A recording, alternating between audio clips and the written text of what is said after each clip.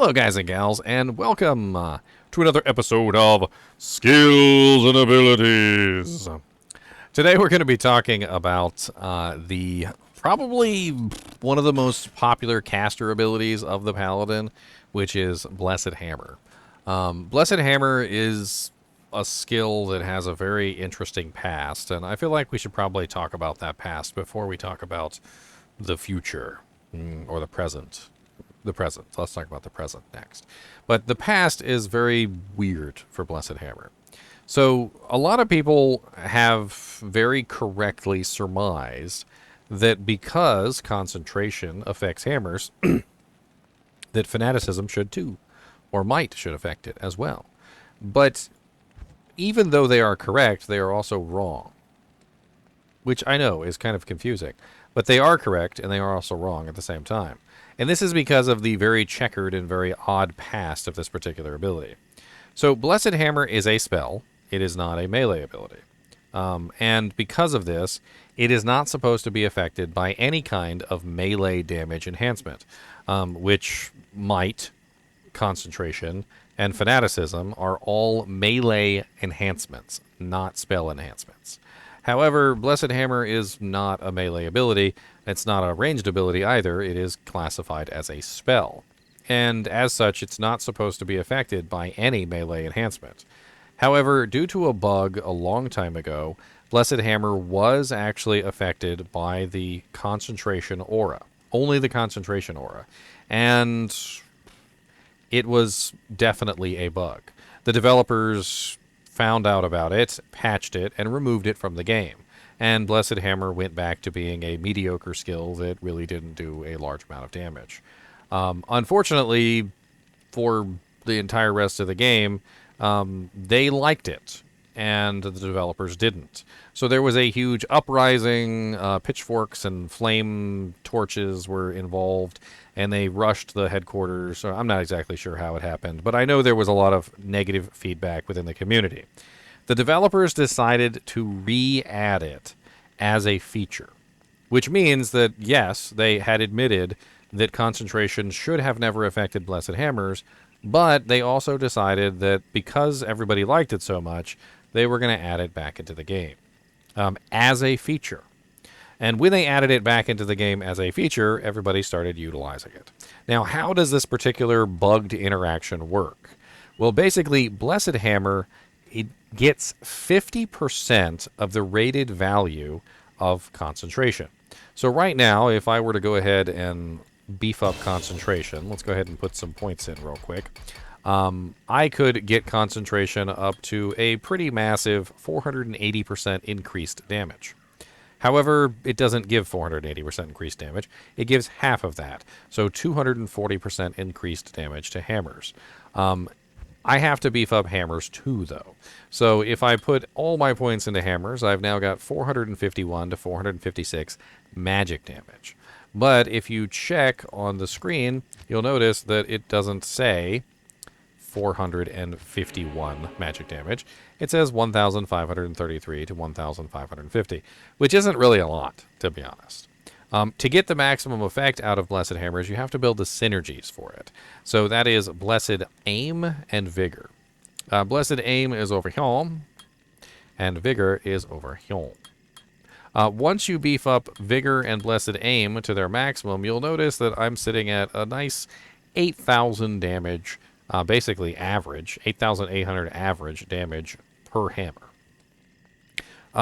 The only downside really to Blessed Hammer is that, well, it doesn't really hit a target that you want it to half the time.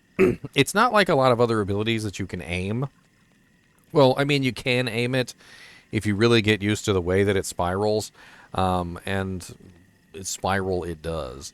I feel like bringing up this graphic would definitely be pertinent right now. So this is basically the way that Blessed Hammer attacks. And if you look, it starts at the front of the person, a little bit to the arm side, not the shield side, and it starts to spiral around the character, starting at the back, moving back around to the front, and it continues the spiral until eventually it ends quite far away from the target.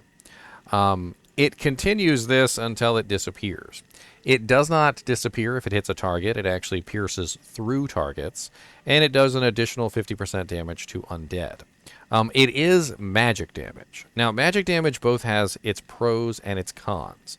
First off is that not a lot of monsters in the game have magic resistance.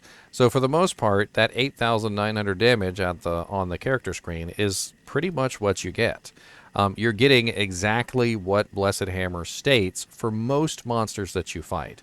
Now, there are some monsters that do have magic resistance, but the downside is that there's really no way to bring that magic resistance down. There is no negative magic resistance equipment, and the only item in the game that has any effect on magic resistance at all is the Black Cleft Sunder Charm, which brings the monster down from 100% to 95%. A whopping 5% decrease in their magical resistance, and only if they're immune. So if they were at 90% magic resistance and you had a Black Cleft Sunder Charm, well, it does nothing. So let's take us out real quick and let's go play around with hammers. Now, obviously, hammers is a casted spell, so having faster cast rate is going to help you more than plus to skills. And I have basically no faster cast rate on right now, so that's going to be fun. And with no faster cast rate, it goes really slow. As you can see, I can cast a little bit here and there. It does consume a pretty decent amount of mana, as you can see, 13.5 mana per cast. But it continues to spiral around you for each cast and can actually hit a target multiple times if they happen to run through it, which is actually pretty interesting.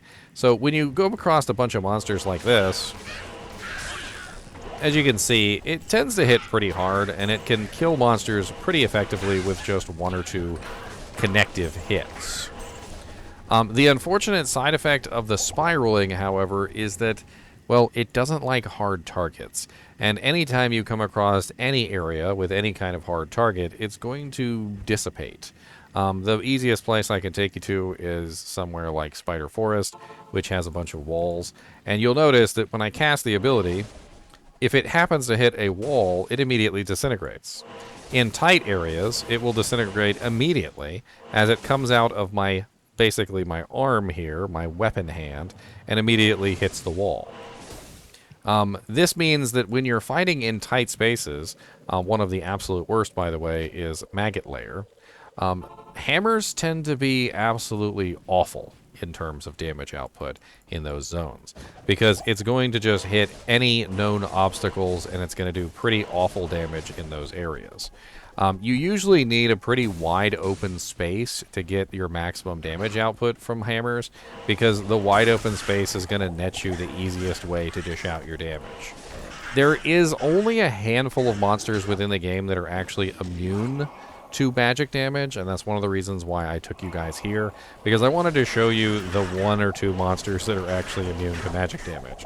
And one of them, specifically, is undead monsters within Act 2. There are quite a few monsters within Act 2 that are actually immune to magic damage entirely, and there's no way that you're going to be able to kill those guys. You're going to have to pull out something else besides just simply the hammers. It used to be a long time ago, back when I think it was like 1.12 or something like that. I can't remember the exact patch number. But the 50% bonus damage to undead on the ability used to actually pierce the magic immunities and still damage the targets at least a little bit. Unfortunately, that is no longer the case. The piercing effect was taken away with hammers, and now you can no longer dish out any damage to magic immunes whatsoever. The Black Cleft Sunder Charm would give you the ability to do about 5% damage to the Plague Bearer, which isn't really going to be a whole lot. Unfortunately, in these situations, you really don't have much choice other than switching to something else like Holy Bolt or maybe Smite to deal with these particular targets at this particular time. Wave 2 of Bale is actually one of the more difficult waves.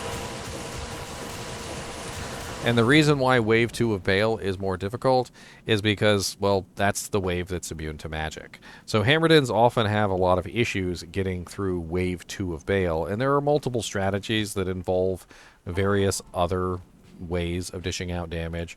Smite is one of them, which is a very easy way to dish out damage on a holy, blessed hammer paladin.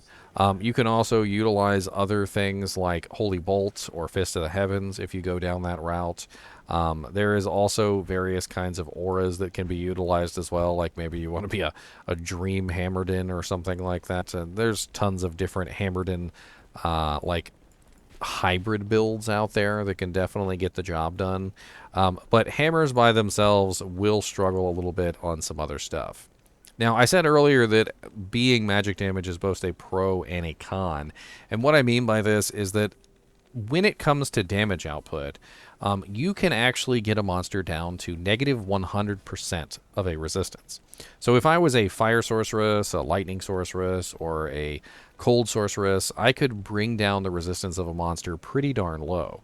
You can bring them down from 100 to 0, you can bring them down to 0 to negative 100, and bringing them down to negative 100 means that you could potentially double your damage output. Blessed Hammer or magic damage can't do that. There is no equipment within the game that provides negative resistance or even negative resistance to any degree that would allow a Blessed Hammerden to bring a monster down below 0% resistance. And unfortunately, this also means that when a monster does have a high resistance to magical damage, there is very little that you can do to counter that. And there are quite a few monsters in the game that have high magic resistance that are a pain in the butt for Hammerdens to deal with, which usually means that they end up doing things like smiting them. Most notably is Uber Diablo, Uber Mephisto, Uber Baal, and Pandemonium Diablo, as well as Uber Duriel, Uber Iswal, and Lilith, all have significantly high magic resistance, which means that hammers tend to work very poorly against them. Usually in these situations, you'll see a Hammerden sub-smite and use things like Fanaticism to get extra damage for those cases. And it really comes down to having a little bit of Crushing Blow, a little bit of Open Wounds, and enough survivability to, be able to take the damage. Which is usually not too big of a deal because Paladins have this amazing skill called Holy Shield, which generally takes care of most survivability issues. As long as you build 75% block and you have a decent level of Holy Shield, you can usually survive a lot of things with a little bit of HP. I would recommend that if you do 1 point Hammerden, you generally want to have at least around 1500 HP. Because if you don't have about 1500 HP, you may get one-shot by either Lilith or Uber Iswal, which are the two hardest hitting of the monsters that I was talking about earlier. Those two in particular can hit for about 1500, sometimes a little bit higher than 1500, but 1500 is like the bare minimum to not get one-shot by one of their larger damage hits. And that's including physical damage reduction, by the way. What else is there to discuss about hammers? Other than the fact that they suck in close quarters, which I already talked about. Their magic damage, which I already talked about. The mana cost on them is a little bit of a pain in the butt, and you may find that a lot of the times you are struggling for mana. Meditation Polearm on a Mercenary helps out a lot, and having more mana helps out a ton. A lot of Paladins that do Hammerden actually won't play Hammerden without an Enigma because hammers are a little hard to target without teleport.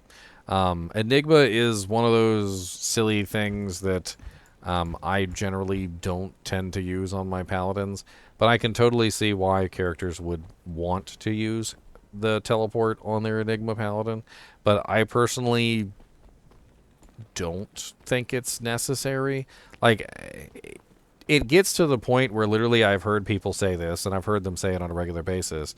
I won't play my Hammerden until I get my Enigma. Like, they literally will not even respec into the Hammerden or play them at all until they have an Enigma to teleport around with. And it's kind of weird to me because the Hammerden is a very powerful character even without Enigma. It's not something that's required to make this character work, but there's still people out there who won't touch the Hammerden without it, which is a little silly to me. In general, though, when it comes to the Hammerden and the Enigma, it's really so that you can position yourself in the correct areas while you're casting all of your hammers. Another thing that we do need to talk about is the faster cast breakpoints of the Paladin. So let me pull up the breakpoints real quick for the Paladin, and we're going to take a look at these really quickly. So the Paladin has several breakpoints. One of them is the where is it? 75 breakpoint right here, which is the one that you generally want to shoot for with the Hammerden. You can try and go for the 125 breakpoint, which is a little bit more difficult to obtain, but most Paladins will usually settle for that 75 FCR breakpoint. And to get that, it's usually not too ridiculously difficult. Something like a Spirit Shield combined with Skin of the Viper Magi, or a Spirit Sword, or a Hoto. It doesn't take too much to hit that breakpoint, and it's basically the one that you want to shoot for when you're trying to build a Hammerden. Anything lower than 75 for the Hammerden isn't really going to be very enjoyable. And if you do shoot for that 125, you're going to require some pretty specific equipment to try and hit that. I think Viper Magi is required for that. I'm not entirely sure, but Viper Magi does tend to be like one of the items that helps you hit that breakpoint a lot easier. And obviously casting faster means more damage, and more damage means things die quicker, and all of it just generally is nice. Blessed Hammer is not really my favorite skill. I have built Blessed Hammer Paladins in the past, I know, lay gasp. And I built one back in Classic, in Lord of Destruction, and they're not really my cup of tea, personally. If you play a Blessed Hammer Paladin and you like it, I mean, more power to you. But you might find, like me, that when you play the Blessed Hammer Paladin, it's just not really that fun. I do find that it is very effective at killing large groups of monsters, but it's just not really my particular playstyle. Anyway, as always, I do appreciate you guys and gals watching my videos, even when we're talking about spinny boy hammers. And as always, keep watching.